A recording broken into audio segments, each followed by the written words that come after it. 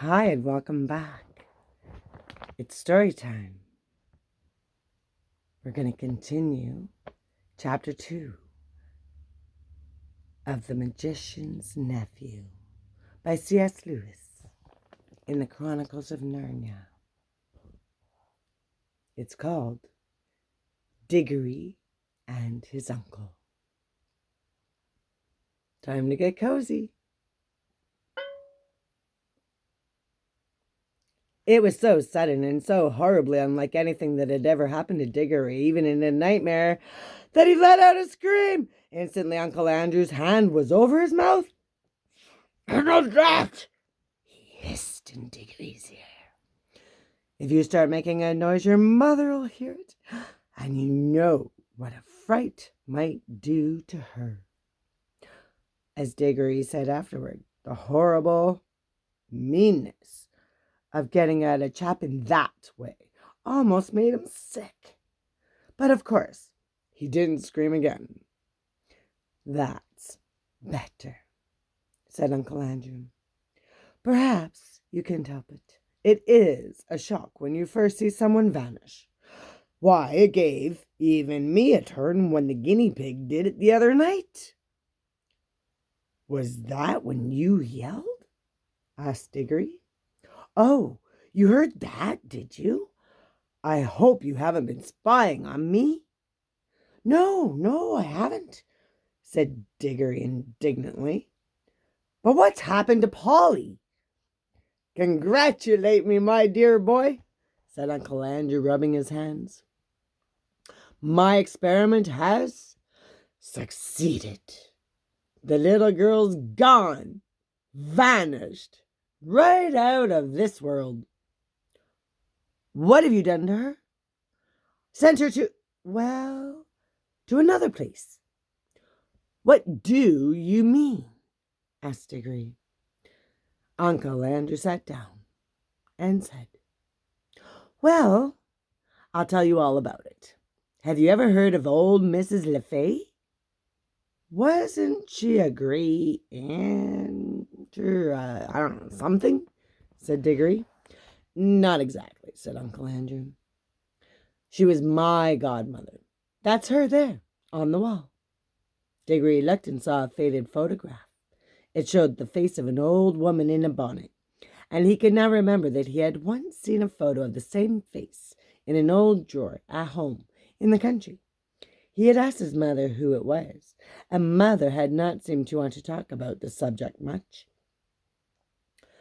It was not at all a nice face, Diggory thought, though of course, with those early photographs, one could never really tell. Wasn't there something wrong about her, Uncle Andrew?" he said. "Oh, well," said Uncle Andrew with a chuckle, "it depends what you call wrong. People are so narrow-minded. She certainly got very queer in later life, did very unwise things. That was why they shut her up." "In an asylum, do you mean?" "Oh, no, said Uncle Andrew in a shocked voice.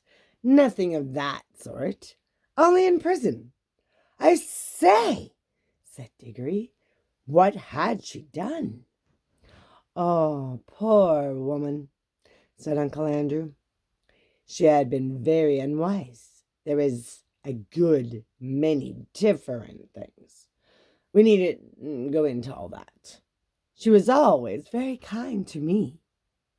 But look here, what has all this got to do with Polly? I do wish it—" "All in good time, my boy," said Uncle Andrew. "They let old Mrs. LeFay out before she died, and I was one of the very few people whom she would allow to see her in her last illness. She had got to dislike ordinary, ignorant people, you understand? I do myself. But she and I were interested in the same sort of things. It was only a few days before her death that she told me to go to an old bureau in her house and open a secret drawer and bring her a little box. that I would find there. The moment I picked up that little box, I could tell by the pricking in my fingers that I held some great secret in my hands. She gave it to me and made me promise that as soon as she was dead, I would burn it, unopened, with certain ceremonies. That promise I did not keep. Well, then, it was jolly rotten of you, said Diggory. Rotten? Said Uncle Andrew with a puzzled look. Oh, I see. You mean that little boys ought to keep their promises. Very true. Most right and proper, I'm sure. And I'm very glad you have been taught to do it. But, of course, you must understand that rules of that sort, however excellent they may be for little boys, and servants, and women, and even people in general, can't possibly be expected to apply to profound students and great thinkers and sages. No, Diggory. Men like me, who possess hidden wisdom, are freed from common rules, just as we are cut off from common pleasures. Ours, my boy, is a high and lonely destiny. As he said this, he sighed and looked so grave and noble and mysterious that for a second Diggory really thought he was saying something rather fine. But then he remembered the ugly look he had seen on his uncle's face the moment before Polly had vanished. And all at once he saw through Uncle Andrew's grand words. All it means, he said to himself, is that he thinks he can do anything he likes to get anything he wants. Of course, said Uncle Andrew, I didn't dare to open the box for a long time, for I knew it might contain something highly dangerous. For my godmother was a very remarkable woman. The truth is, she was one of the last mortals in this country who had fairy blood in her. She said there had been 2 others in her time. One was a duchess, and the other was a charwoman. In fact, Diggory, you are now talking to the last man, possibly, who really had a fairy godmother. There, that'll be something for you to remember when you are an old man yourself. I bet she was a bad fairy, thought Diggory, and added out loud, but what about Polly? How do you harp on that? Said Uncle Andrew, as if that was what mattered. My first task was, of course, to study the box itself. It was very ancient, and I knew enough even then to know that it wasn't Greek, or Old Egyptian, or Babylonian, or Hittite, or Chinese.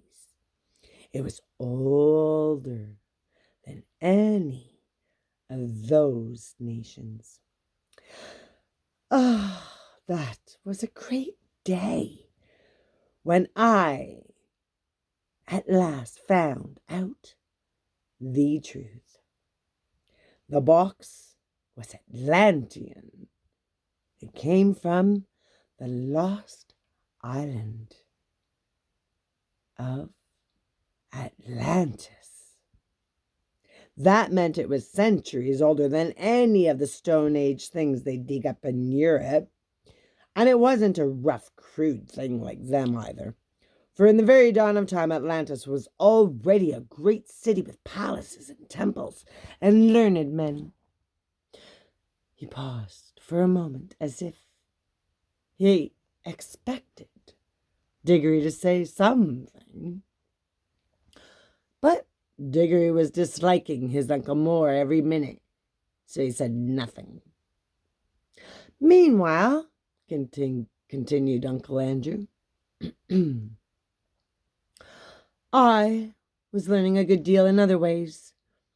It would be proper to explain them to a child, about magic in general. But that meant that I came to have a fair idea of what sort of things might be in the box. By various tests, I narrowed down the possibilities. I had to get to know some devilish queer people and go through some very disagreeable experiences. That was what turned my head gray. One doesn't become a magician for nothing. My health broke down in the end, but I got better, and at last I actually knew. Although there was not really the least chance of anyone overhearing them, he leaned forward and almost whispered as he said, "The Atlantean box contains something that had been brought from another world when our world was only just beginning." "What?" asked Diggory, who was now interested in spite of himself. "Only dust," said Uncle Andrew. "Fine, dry dust. Nothing much to look at. Nothing much to show for a lifetime of toil, you might say. But when I looked at that dust, I took jolly good care not to touch it, and thought that every grain had once been in another world. I don't mean another planet, you know. They're part of our world, and you could get to them if you went far enough.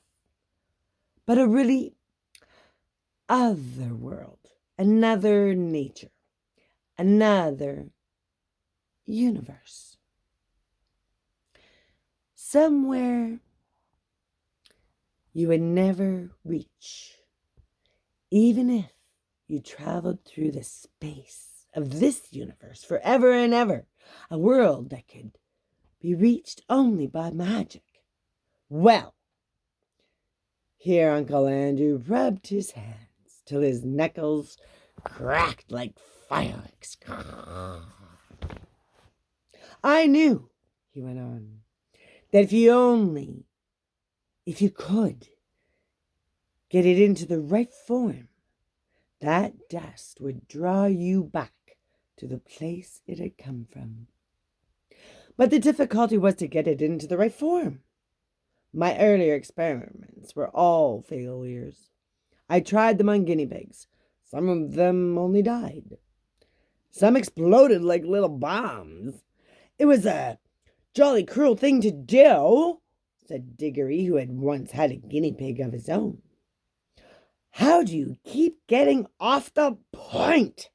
Said Uncle Andrew. That's what the creatures were for. I'd bought them myself. Let me see. Where was I? Oh, yes. At last, I succeeded in making the rings. The yellow rings. But now a new difficulty arose. I was pretty sure now that the yellow ring would send any creature that touched it into the other place. But what would be the good of that if I couldn't get them back to tell me what they had found there? And what about them? Said Diggory. A nice mess they'd be in if they couldn't get back. You will keep on looking at everything from the wrong point of view, said Uncle Andrew with a look of impatience. Can't you understand that the thing is a great experiment? The whole point of sending anyone into the other place is that I want to find out what it's like. Well, why didn't you go yourself then? Diggory had hardly ever seen anyone look so surprised and offended as his uncle did at this simple question. Me? Me? He exclaimed. The boy must be mad. A man at my time of life and in my state of health to risk the shock and the dangers of being flung suddenly into a different universe? I never heard anything so preposterous in my life. Do you realize what you're saying? Think what another world means. You might meet anything. Anything. And I suppose you've sent Polly into it then? Said Diggory. His cheeks were flaming with anger now. And all I can say, he added, even if you are my uncle, is that you've behaved like a coward, sending a girl to a place you're afraid to go to yourself. Silence, sir, said Uncle Andrew, bringing his hand down on the table. I will not be talked to like that by a little dirty schoolboy. You don't understand. I am the great scholar, the magician, the adept, who is doing the experiment. Of course, I need subjects to do it on. But, bless my soul, you'll be telling me next that I ought to have asked the guinea pigs' permission before I used them. No great wisdom can be reached without sacrifice. But the idea of my going myself is ridiculous. It's like asking a general to fight a common soldier. Supposing I got killed, what would become of my life's work? Oh, do stop jawing, said Diggory. Are you going to bring Polly back? I was going to tell you, when you so rudely interrupted me, said Uncle Andrew, that I did at last find a way of doing the return journey. The green rings draw you back. But Polly hasn't got a green ring. No, said Uncle Andrew with a cruel smile. Then she can't get back, shouted Diggory. And it's exactly the same as if you'd murdered her. She can get back, said Uncle Andrew, if someone else will go after her, wearing a yellow ring himself, and taking 2 green rings, one to bring back himself, and one to bring her back. And now, of course, Diggory saw the trap in which he was caught, and he stared at Uncle Andrew, saying nothing, with his mouth wide open. His cheeks had gone very pale. I hope, said Uncle Andrew presently in a very high and mighty voice, just as if he were a perfect uncle who had given one a handsome tip and some good advice. I hope, Diggory, you are not given to showing the white feather. I should be a very sorry person to think that any one of our family had not enough honor and chivalry to go to the aid of a lady in distress. Oh, shut up, said Diggory. If you had any honor and all that, you'd be going yourself. But I know you won't.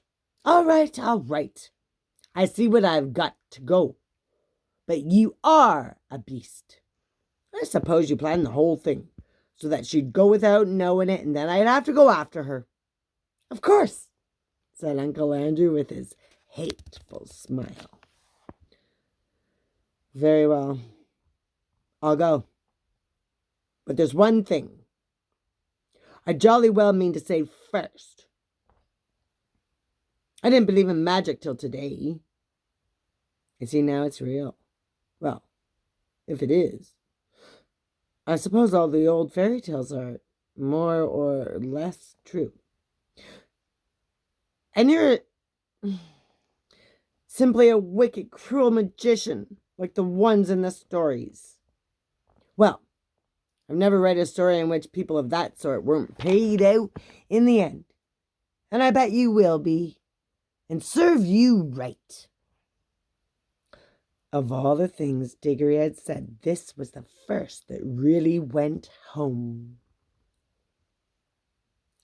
Uncle Andrew started, and there came over his face a look of such horror that, beast though he was, you could almost feel sorry for him. But a second later he smoothed it all away and said, with a rather forced laugh, well, I suppose that is a natural thing for a child to think. Brought up among women, as you have been. Old wives' tales, eh? I don't think you need worry about my danger, Diggory. Wouldn't it be better to worry about the danger of your little friend? She's been gone some time. If there are any dangers over there, well, it would be a pity to arrive a moment too late. A lot you care, said Diggory fiercely. But I'm sick of this, Jaw. What have I got to do? You really must learn to control that temper of yours, my boy, said Uncle Andrew coolly. Otherwise, you'll grow up to be just like your Aunt Letty. Now, attend to me. He got up, put on a pair of gloves, and walked over to the tray that contained the rings. They only work, he said, if they're actually touching your skin. Wearing gloves, I can pick them up, like this, and nothing happens. If you carried one in your pocket, nothing would happen. But of course, you'd have to be careful not to put your hand in your pocket and touch it by accident. The moment you touch a yellow ring, you vanish out of this world. When you are in the other place, I expect. Of course, this hasn't been tested yet, but I expect that the moment you touch a green ring, you vanish out of that world, and I expect reappear in this. Now, I take these 2 greens and drop them into your right-hand pocket. Remember, very carefully, which pocket the greens are in. G for green and R for right. G, R. You see? Which are the first 2 letters of green. One for you and one for the little girl. And now you pick up a yellow one for yourself. I should put it on your finger. If I were you, there'll be less chance of dropping it. Diggory had almost picked up the yellow ring when he suddenly checked himself. Look here, he said. What about Mother?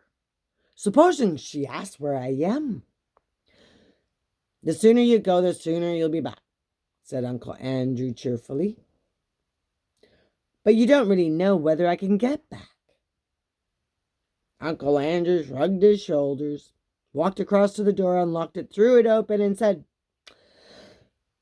Oh, well, very well then, just as you please. Go down and have your dinner. Leave the little girl to be eaten by wild animals or drowned or starved in the other world. Or lost there for good, if that's what you prefer. It's all one to me. Perhaps before our tea time, you'd better drop in on Mrs. Plummer and explain that she'll never see her daughter again because you were afraid to put on a ring. By gum, said Diggory. Don't I just wish I was big enough to punch your head?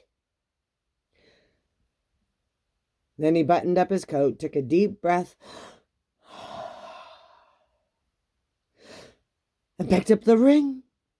And he thought then, as he always thought afterward too, that he could not decently have done anything else. The end of chapter 2. Thank you for coming back. See you for chapter 3. Oh my gosh, what's going to happen next?